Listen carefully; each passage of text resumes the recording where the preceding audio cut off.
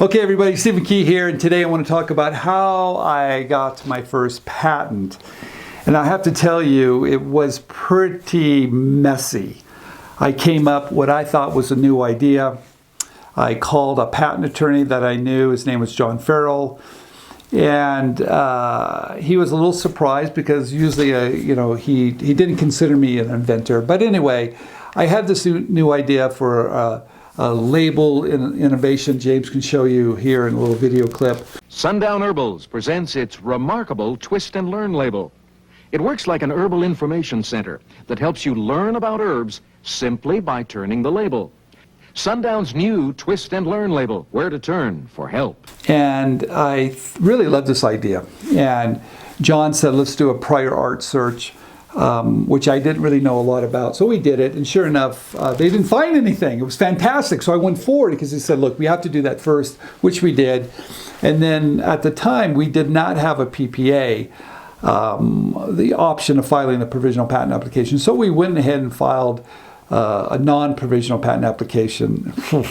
And sure enough, I filed it too early because someone else found the prior art. I was in a meeting at Procter & Gamble, and they found some prior art.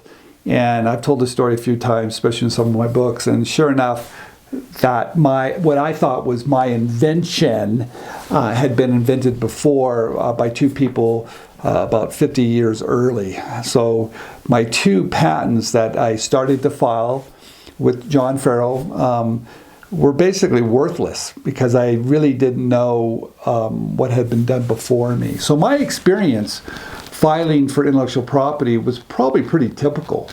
Now, looking back, is that I didn't have enough information, and I didn't really know what to look for, and I didn't know how important it was to find prior art. If you do find the prior art, you can always overcome it if you know what's out there. And that's exactly what happened to me, because once I realized that I didn't invent this rotating label, and I knew the prior art because Procter & Gamble showed me the prior art, I was able to read it, and I was able to look at it and find the holes. Wow.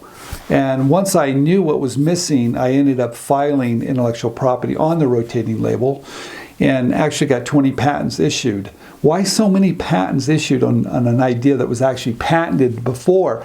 Well, what was missing on those early patents was the method of manufacturing. And this idea, once I started licensing it, was creating quite a bit of income for me.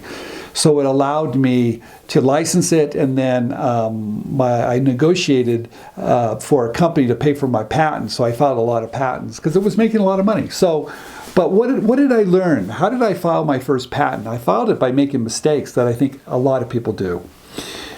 Because you don't know the process, and you're putting a lot of responsibility in the hands of either your patent attorney, maybe your patent agent, and you don't know how to guide them correctly.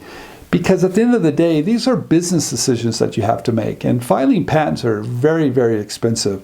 So you have to do your own homework, and that's why these videos I'm providing you is how to do your homework correctly, so you're not ending up spending all this money, like I did, on a worthless patent because I didn't know what was done before me.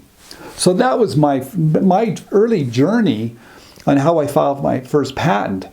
But once I did recognize the prior art, I was able to overcome it.